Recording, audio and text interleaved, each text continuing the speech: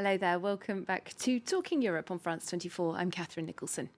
Now, it's not a question that many of us have ever had to ask ourselves. Does my country have the right name? And how would I feel if someone changed it? Well, it is a question that's being seriously asked in one of the EU's smaller neighbouring countries, the former Yugoslav Republic of Macedonia, which is locked into a long-running dispute with Greece, itself home to a northern region of the same name.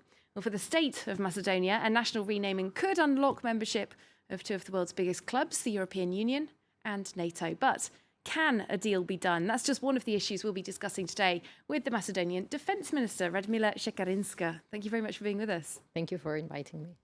Well, let's start right away with your country's membership hopes of the European Union. Joining the EU has been described by some in your government as its number one biggest ambition. Is that indeed the case?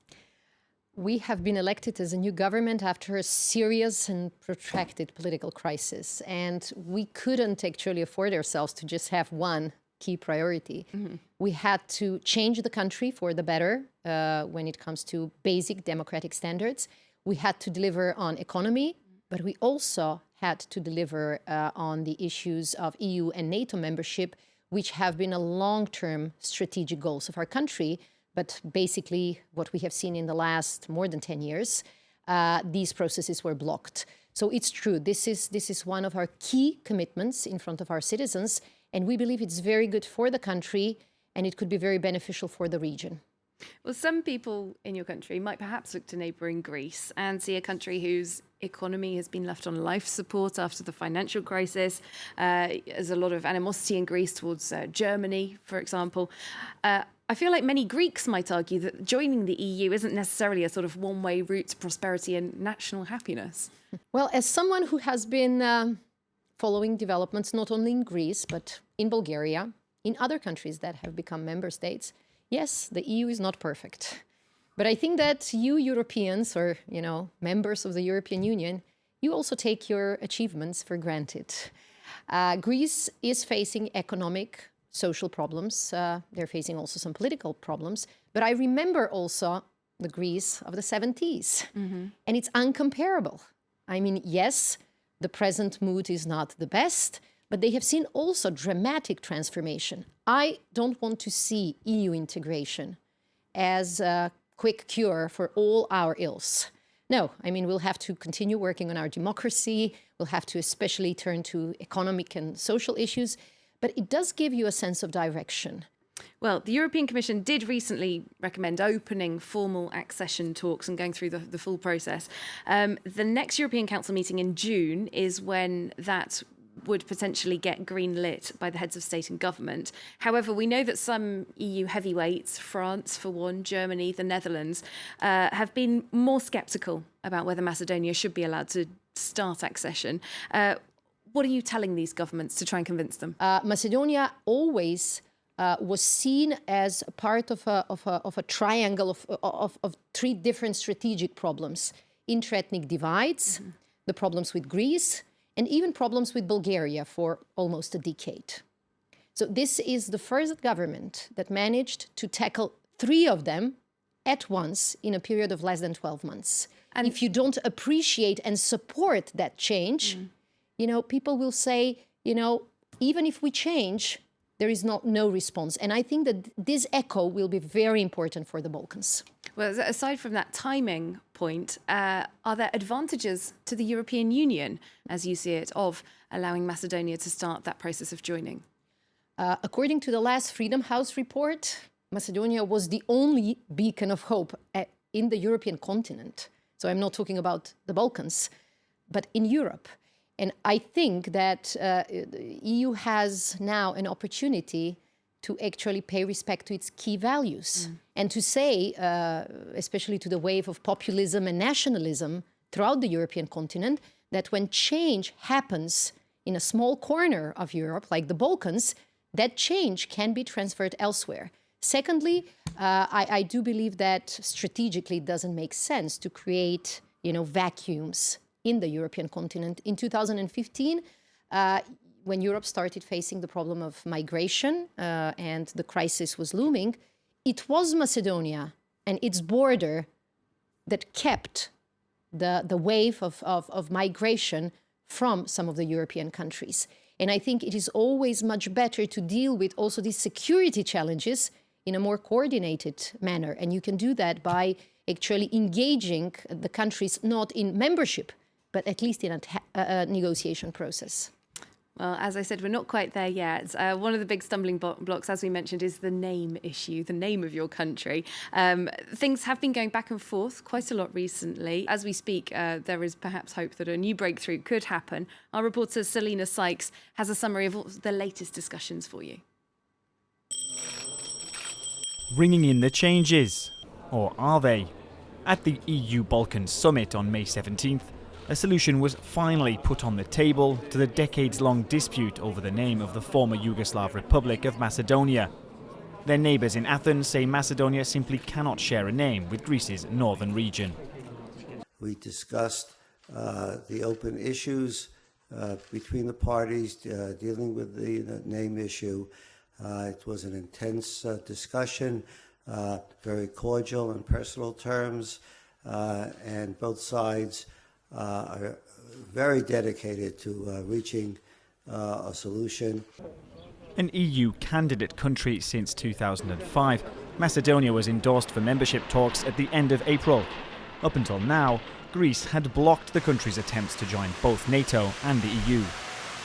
If it's not possible, we will continue, for sure. We built a really unconditional friendship between us, dedicated for a solution.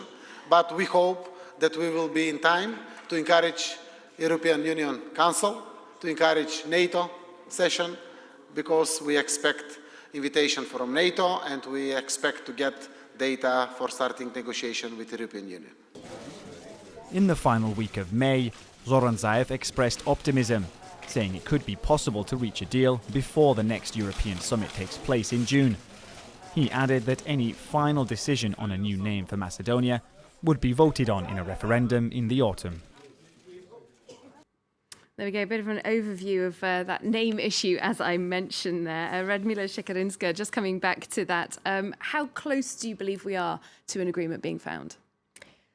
We are close, but as they say, it ain't over until it's over. And I think that what you reported, that there was an agreement between the two ministers and then the two prime ministers, that was criticized, especially by the Greek opposition, reminds us of how difficult it is actually to find a solution and to make it stick.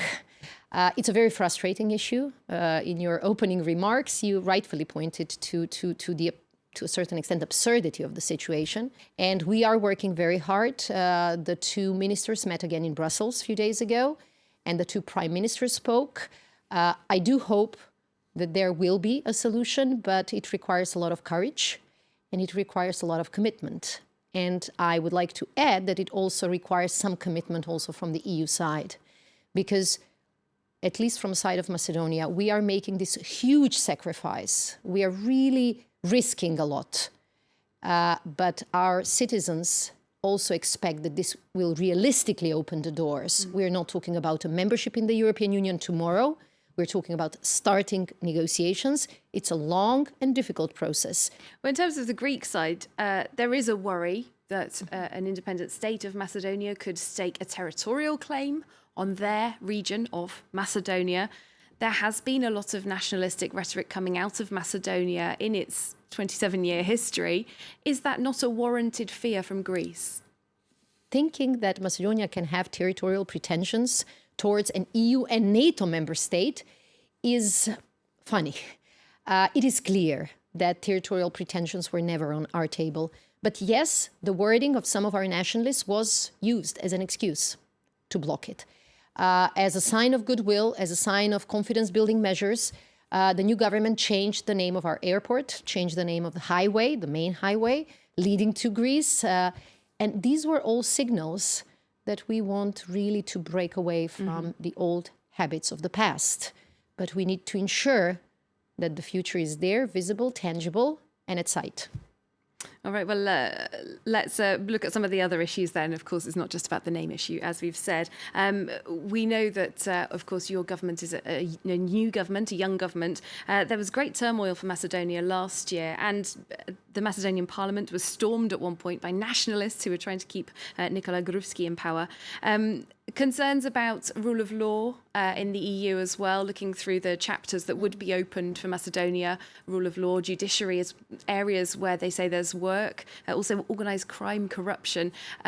These are really huge issues for Macedonia to tackle. Do you believe that Macedonia is ready to start taking these on? All these deficiencies, all these weaknesses were actually the beginning of our internal crisis. The political crisis in Macedonia, even the storming of the parliament, was never about party A trying to win over the party B, just as simple. It was basically a crisis of the democratic model, a crisis of accountability, a crisis of institutional weaknesses. We have seen how a wrong kind of governance can lead the country astray. And first and foremost, we owe it to our citizens to change all these things and not to allow that these things happen again. And they're really significant, not only efforts, but result in that respect. I will mention the German State Secretary, Foreign Secretary, who was participating at a conference with me a few days ago.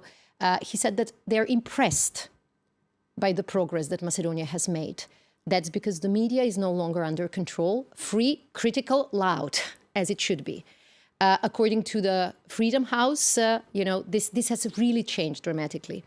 On the issue of rule of law and corruption, we have more than 20, almost 30 ongoing investigations by a special public prosecutor who was established in order to deal with high-level corruption and abuse of power. So you believe that the EU should see work is in progress? The report, I have read many European Commission reports, and they are very strict.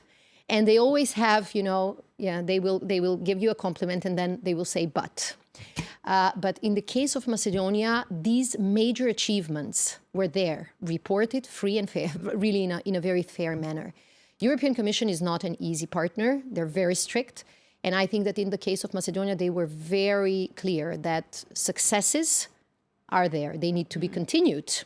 They shouldn't be taken for granted. But this is why we need the negotiating process, that all these reforms are actually channeled into a strict process of targets, control, and delivery. Well, looking at the other club, if we can put it that way, that Macedonia wants to join NATO, we have heard from NATO that membership could happen relatively soon. However, Russia's foreign minister has criticised Macedonia's ambition to join NATO. Do you see Russia as a threat? They have been very clear in the last 2-3 years that they oppose strongly our membership into NATO. And this is very new. Macedonia has made its strategic choices in the beginning of the 90s with our independence. And we have enjoyed overwhelming public support for both goals, NATO, EU. Macedonia is a diverse country, politically, ethnically, religiously. But if there is one point where we all meet, it's this strategic decision to join NATO and the EU. And the big difference is that in the 90s, after 2005, we never had a position by Russia so strong against it. And we have stated very clearly we are interested in having good relations with Russia. We cannot threaten their strategic interests, but the strategic decisions are ours to make. When one of, I think it was the Russian minister or the ambassador, he was speaking about the enlargement of NATO towards the east. Macedonia's entry into NATO is not even that. I mean, on the east border, we have Bulgaria, already a NATO member state. So we believe that this is an issue where there shouldn't be any friction, even geopolitical. And we believe that by getting the invitation for NATO membership this July, we will pacify the region, but we will also diminish the geopolitical games in Macedonia and around us. Well, it is a country that traditionally, as part of Yugoslavia, was non-aligned, as we know. The military currently relies quite heavily on American support and has supported America in return. We do now have Donald Trump, however, as president. He has his America First narrative. He has publicly reprimanded his NATO partners, such as Germany, for not meeting their NATO spending commitments. Do you believe that the United States, as of course the biggest member of NATO, is still a country that you can rely on? I have been recently in Washington and I have had discussions with their defense secretary and also some other representatives from the administration, and the message was very clear. Macedonia has earned its place in NATO, and Macedonia can count on US support. And that's not only because of the political work that we have done, but also because of the defense reforms that we are conducting. And we are conducting them together with NATO, but also with the US, UK support, and the support of some of the other member states. We have increased our contributions in Afghanistan. We will probably increase them once more. We are active in missions of the EU, UN, but also NATO. And we have been providing NATO with logistic support in Kosovo presently. So it's not just what we are asking NATO to do for us. We are really prepared to commit, and we have shown to be a credible and loyal partner to NATO. Up until now, more than 4,000 Macedonian soldiers have been participating in NATO-led missions. So we see this as a clear commitment from our side. All right, well, we are out of time, unfortunately. Thank you very much. Radmila Shekerinska, Macedonia's defence minister, here with us on Talking Europe. Thank you very much for watching. We'll see you soon for more European news here on France 24.